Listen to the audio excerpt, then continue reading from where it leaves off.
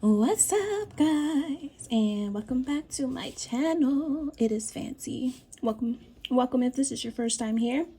Stay a while. We're gonna have a great time. And if you've been here before, I'm glad you came back for sure. Anyways, so today's been a day.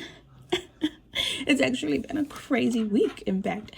So I've been very overwhelmed. I know. Who isn't overwhelmed nowadays? But I only live in my little pocket, my little corner in the world. I only know what's going on with me. I'm not even into anybody else's business to really know what's going on with them. But for me, y'all, I've been doing so freaking much around this house. So when I tell you I'm overwhelmed, that's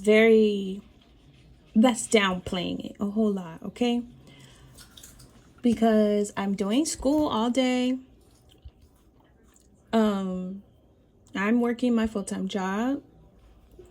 And when I say doing school, it's not me in school. My oldest daughter, she's in 3rd grade. She's in school and she's schooled from home, okay? And so I'm in charge of that. I'm in charge of the 2-year-old.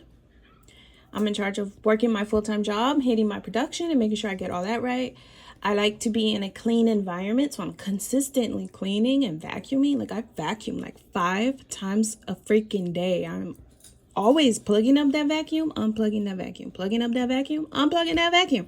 Because the 2-year-old just has like a hole in her chin and everything just spills everywhere. If she isn't spilling it from her mouth, she's purposely just flinging food all over.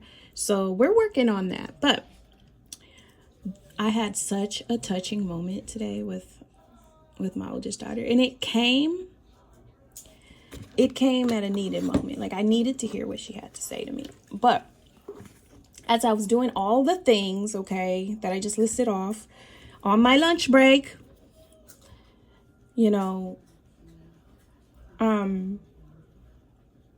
asking her to help me. I asked her to help me by grabbing the vacuum and plugging it in so that I could clean up the cereal that her sister just dropped to the ground, right? And she just looked at me. She looked at me and she said, "Mom, I think you're working too hard." End quote. And just that little sentence, y'all, my little heart was just like instantly swelled up because I felt like somebody was saying me. You know what I'm saying? Like all day long, all week long, all month long, all year long. Just for the longest time now, this is exactly how it's been for me. Work, homeschool, baby, clean, dinner, etc. And for her to be able to look at me and just look and assess that I needed to sit the hell down, it made me feel something. I don't really know how to describe the situation, but it made me feel something. I just grabbed her and I just gave her a hug and I just said, "Oh my God, thank you for seeing me." Because sometimes, I'm not gonna lie, if you don't have kids yet, or if you're not married yet, listen up, okay? Because it gets, the dynamic changes, okay, consistently. And as a parent or a spouse or both, you gotta always like shift your hats so that you are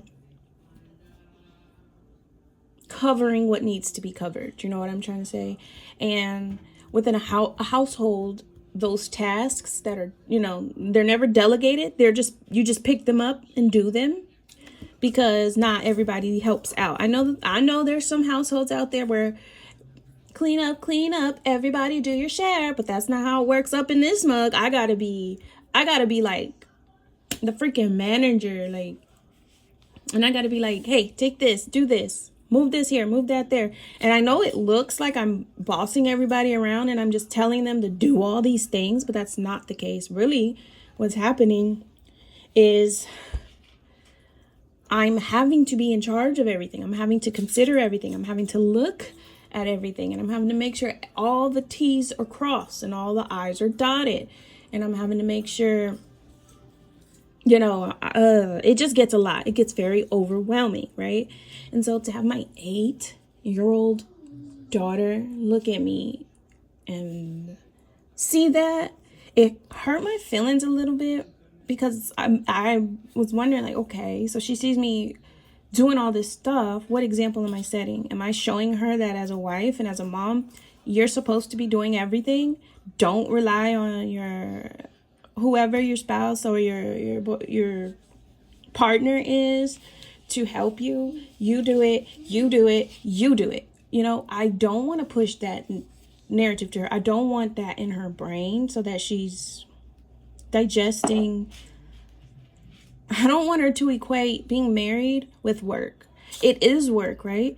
And once you get married and then you add kids into the mix, the workload doubles, and then you have more kids, and it just doubles some more, right? And it's literally like the best way to do it is partnership, right? That's what I want her to see. I don't want her to look and be like, okay, I'm never going to get married, because I remember my mom almost lost her mind because was doing so much for so many people all the dang time.